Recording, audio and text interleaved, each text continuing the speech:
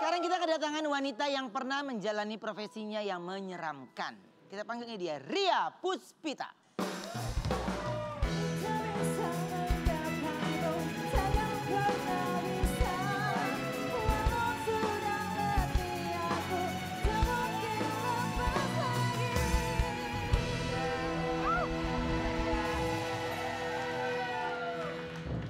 Mantan asam urat kalau diinjak kakinya enak ya. Iya. Enjoy. Enjoy. Enjoy Oma. Yes. Ria pernah menjalani profesi yang ngeri kali. Aku Suaranya. Cocok klinik itu. nih. Iya. Ria, Dari zaman ini gimana ke zaman. sih awalnya kamu ini bisa maaf berguru jadi ahli supranatural? Karena kalau udah cocok. Awalnya kok mungkin banyak yang tahu ya aku penuh dendam dan kecewa sama orang sekitarku. Terus korban bully iya, aku juga broken home. Tapi lebih terdekat kecewanya itu sama orang benar-benar di sekitarku, keluarga. Jadi karakter orang tua. jahat dalam diri itu yang Ya. ngebentuk kayak mau balas dendam ke orang. Orang-orang kayak mana? Maksudnya tetangga-tetangga? Ya tetangga, temen. Terus dulu aku ada konflik sama orang tuaku, khususnya ibu. Keluarga gitu ya. Terus kamu Keluarga dendam inti. gitu? Iya, jadi nggak bisa ngungkapin apa-apa. Akhirnya salah ketemu sama orang, akhirnya dijerumusin. Berarti Mbak Ria kayak berguru gitu? Berguru. Kemana? Berguru. Saya dulu punya guru, akhirnya saya belajar 41 hari itu berendam. Dan memperdalam Ini hasil ilmu berendam ini. ini? Poncong. Enggak, ini pembengkak karena berendam minyak tanah. Enggak, hasil Maria? berendam 41 hari. Coy. Terus akhirnya ada beberapa ritual-ritual harus ya makan janin, terus aku makan darah dari hasil aku Terus menstruasi. berapa lama Mbak Ria menekuni profesi itu? Dari 2012 sampai 2016 akhir. Sampai akhirnya qadarallahnya Allah kasih aku ujian terbesar di situ, harus ya baliklah hijrah, Ya. dapat hidayah. Aku semua tempat praktek itu kebakar. Terus selama 6 bulan di atas kepalaku itu kayak ada pusaran api. Jadi seluruh badan rasanya panas saja. 6 bulan. Berasanya itu? Berasanya panas dan yang menolong aku ya almarhum papaku. Itu Buat nyata bantu. tuh Mbak, itu nyata Mbak. Nyata Bu Ayu saat tahun lalu. Ya Manggilnya Bu Ayu, ini masih muda. Seolah-olah ibu kan gitu. Biasanya gini, Bunda aku. maaf, biasanya orang yang datang ke kamu tuh punya tujuan apa? Biasanya kalau nggak bisnis nih kok, dia nggak mau jadi lawan saingnya atau masalah cinta. Terus lebih banyaknya sih sakit hati karena iri. Jadi minta untuk disakitin, Ya, terus perlahan sakit, meninggal lewat kecelakaan atau langsung kita siksa di dalam. Jadi dia kayak mayat hidup aja, jadi kembang kasur. Berarti Mbak Ria dulu sukses tuh bikin orang begitu-begitu. Saat dulu saya merasa saya paling sakti Kak Igun. Ya ketika apa ya kuasa gelap itu menguasai ya sebenarnya jadi ngerasa paling hebat gitu ya. Karena apa yang saya mau saat itu berhasil. Terus orang membalas imbalannya juga sesuai gitu. Iya, kan saya yang menentukan. Maunya ini, maunya itu gitu. Oke. Dan ya memang sebenarnya jalan kalau udah Tuhan kasih gerakan kita nggak ada yang tahu ya. Sampai sekarang ini seorang Ria Puspita udah kembali ke jalan yang benar gitu ya. Dan berbagi cerita untuk ngajak untuk semuanya jangan mencoba untuk sesuatu hal-hal yang. Tapi dulu masih gitu nggak ada ibadahnya Mbak? Nggak ada, Mbak nggak sholat, nggak apa gitu? Itu Kak Igun, ibadah itu salah satu pantangan. Loh, Dan nggak boleh larangan. justru? Nggak boleh. Nggak boleh Enggak, ibadah. tadi Bunda Bunda ngeblank. Jadi Nggak mungkin kepala lu masih di Jerman kali, badan lu. Mbak, tapi waktu pas berendam packing 40 hari kepalanya. itu bener-bener gak kemana-mana gitu. Enggak, di tempat. Nggak makan, nggak tidur. Gak makan gak tidur 40 hari berendam 41 gitu. hari. jadi nggak boleh sholat. Ya nggak boleh. Pantangannya kan dia mejin. Nggak waktu itu jadi nuntut ilmu hitam gitu. Ya Iya, bun. Ya Allah serem. hitamnya dop, hitam dop. Mobil kali ya. Tapi di balik kepuasan semata ternyata pekerjaan Ria juga berbahaya. Aku punya tayangannya dulu, ini dia. Dukun orang bisa. Ya jangan. Udah mulai say. Mulai iya oke. Ini kok ngajarin lagi, biar ngulang lagi ilmu hitam. Bisa nggak kalau Jengkol, misalnya Oma. Jangan. Dia udah kembali ke jalan yang Nggak, kan, benar. maksudnya kembali udah jalan yang benar, alhamdulillah wa syukurillah. Kalau tiba-tiba terniat gitu misalnya Enggak, benci. dia kalau mau berendam lagi, dia udah nggak muat masuk ke tempat berendaman Nggak, itu.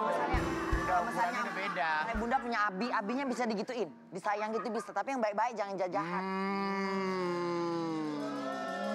Punya abi. Katanya Lagi Umi. ini juga adalah titik balik di mana untuk kamu jadi berubah ke arah yang lebih baik ya. Betul. Kalau saya saat itu lagi ngurusin orang Kalimantan, terus saya dibalikin sama dia karena kita main tembak-tembakan. Tapi saya ngerasanya itu dari Tuhan teguran sebenarnya. Kalau nggak ada kejadian itu. Kirim pecah. ngirim lagi gitu. Nah ternyata saya saat berhasil 7 hari, dalam waktu 7 hari dia lumpuh. Kalau nggak dibalikin lagi sama orang Kalimantan, saya masih berprofesi jadi dukun ilmu hitam. Jadi ada hikmahnya sebenarnya ya. Iya kok. Oke, dan ya mungkin Ria ini juga salah satu orang yang mengajak untuk semuanya untuk tidak melakukan hal-hal ya yang memang di luar dari kemampuan sebenarnya gitu ya. Karena itu kan ada yang dirasakan adalah dendam, amarah, itu yang paling karena pada saat itu nggak ada yang bisa mengkontrol kamu gitu ya. Nggak ada kok. Dan memang nggak ada orang yang mau mencoba menasihati gitu. Atau Nah, mereka nggak ada yang tahu sebenarnya. Itu orang yang menasehati aku akhirnya guruku itu jadi nenangin dengan cara ngasih aku ajian itu. Jadi kamu harus balas dendam semua yang nyakitin kamu tanpa harus menyentuh mereka. Kayak di film ya, Bo. Iya, Maksudnya nyata. nggak nyentuh orang itu tapi dari jarak jauh. Disantet bun. Orangnya disantet. Santet, Bun. Orang-orang yang kamu, apa itu? Orang yang kamu benci gitu maksudnya? Iya. Siapa itu? Nggak bisa.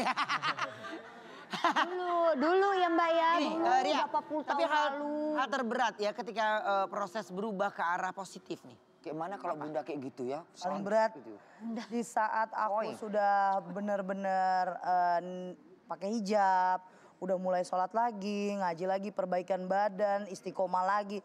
Aku difitnah habis-habisan kok. Contohnya? Aku dibilang penipu, aku dibilang maling, terus segala macem. Karena aku nganggur kan saat itu, banyak banget yang fitnah aku. Akhirnya ada segelintir di otak, balik lagi deh nih. Ini orang-orang yang kayak gini harus dimatiin emang gitu. Oke. Jadi ya untung ada almarhum Papa ya.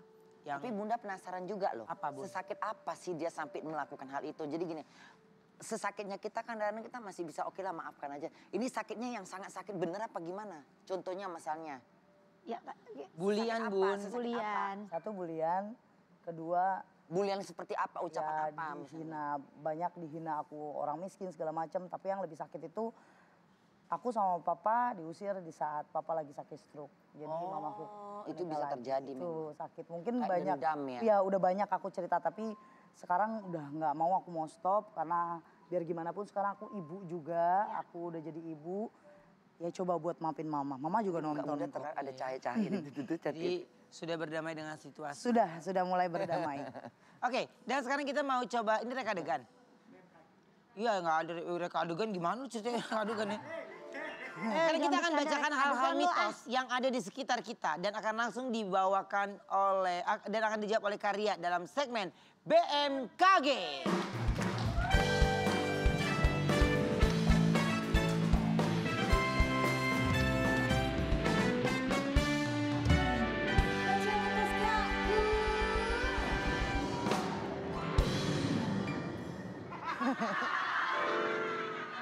So lovely. Halo. Halo. Saya hari ini bersama dengan teman saya, anak rantau dari Riau yang ingin menyapa mamanya, Mama Heni di Riau. Ya, ini anaknya. Anaknya jadi tuyul hari ini, Oma. Anaknya jadi tuyul. Iya. Oke, sekarang kita masuk di segmen BMKG. Mbak Ria, kalau Mbak Ria kan memang orang berilmu ya, tapi kita ada beberapa mitos nih yang bisa Mbak Ria klarifikasi juga ya. Apa gimana? Klarifikasi. Ya, oke ya. Oke. Yang pertama, Pegang biar ada faedahnya.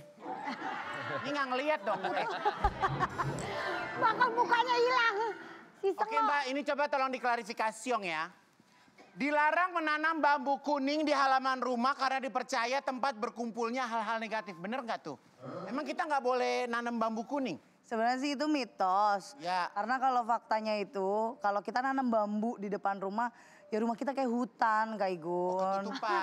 Iya, dan memang kalau terlalu rimbun kan kalau Serem ya, apa namanya Mbak? bambu. Tapi katanya bambu itu tempat Genderuwo. ngerumpinya kuntilanak, benar? Genderuwo, lebih ke genderuwo. Genderuwo. Benar begitu? Tuyul dia tuyul. Yes. Enggak, itu apa kata katanya kalau misalnya pohon-pohon yang dekat kuburan itu yang Kamboja. Kamboja itu memang tempat kuntilanak. Iya. Ada di Medan pohon kapuk. Katanya pohon kapuk itu bener ya? Bener. Nanti kita tanya lagi sama orang Medan ya. Kita kedua dulu ya. Oke. Nah, maksudnya beneran pohon apa itu? Berarti kalau nggak bisa bambu kuning bisa diganti sama bambu apa? Bambu apus. Oke, yang kedua ya. Kedua ya. Oke. Halo. Oke, dengerin Mbak Ria tolong ya. Sapu lidi dipercaya dapat mengusir hal negatif di sekitar kita. Benar sapu lidi? Buat keprek-keprek gitu benar? Tunggu. Kenapa? Tunggu ulang lagi Bunda nggak black. Sapu lidi. Ah, kenapa rupanya? Buat ngusir kalau di kasur Bunda mau tidur. Kadang di kasur suka digini Bunda ini. kan pakai itu kok bersih-bersih di Nih. kasur. Pakai sapu lidi. Kalau Benar nggak? untuk orang Masa lain, sih, ah? kalau untuk orang lain mungkin mitos, Ya. tapi karena saya percaya dengan leluhur saya bilang fakta. Oh ya, emang kalau mau tidur kenapa kasurnya harus dibersihin? Biar bersih. Oh ya? Karena kan kita dari luar, dari jalan, kita nggak tahu apa yang ikut sama kita. Jadi selain cuci kaki, cuci tangan, bersih-bersih badan, Makanya tempat tidur itu harus di. Kalau sampai rumah mandi, Korla, sampai rumah mandi. Tunggu dulu. Diam. Kan Bunda kan kalau sering bersihin itu kan pakai apa itu lidi, sapu lidi. Kan selalu kalau lambe sembari ngelap orang tahu Bagus semua. bun, ya Ya, bagus. bagus, berarti Itu mengusir bagus. hal negatif. Bunda ngebersihin Ya di Allah, mana? alhamdulillah Bunda ya ngebersihin di Rabbil mana? alamin, Tuhan. Bunda ngebersihin di mana? Berarti bener itu. Bunda itu pakai ngebersihin di mana? Di tempat tidur. Ah, itu malah manggil. Ah masa sih? Enggak bener tanya. Enggak bener. Pak Ruben nggak bener nggak? Bener. Itu Bisa manggil. naikkan dikit nggak sampai sore nih acara. Bersihin bener. Oke lanjut ya Mbak Ria ya. Oke. Kalau ada ruangan kosong di belakang kasir restoran dipercaya pelaku praktek pesugihan. Oh kalau Kalau ada ruangan kosong di belakang kasir restoran dipercaya pelaku praktek pesugihan. itu nggak bisa aku bilang iya atau enggak, takutnya kan gudang. Kecuali Maksudnya aku ini yang datang kasir, langsung. ini kasir. Aku yang langsung datang baru bisa aku bilang. Oh. Karena nggak semuanya itu yang namanya pesugihan atau dia nyugi itu dilakukan di dalam restorannya. Ya. Tapi bisa lebih seringnya itu di rumah si ownernya ini. Ya, saya mau ada satu pertanyaan lagi Mbak Ria. Ini benar nggak sih kalau setan itu tersuka milih bedak yang warnanya lebih putih dari warna kulitnya? Bener nggak? Setnya nggak sama gitu. Canda aja. Hah? Apa namanya? Berarti kalau kamu tahu Lanjut dong. lagi. Kamu tahu nggak itu kok restoran itu? Ya panjang deh, panjang. Kita kembali sampai di berada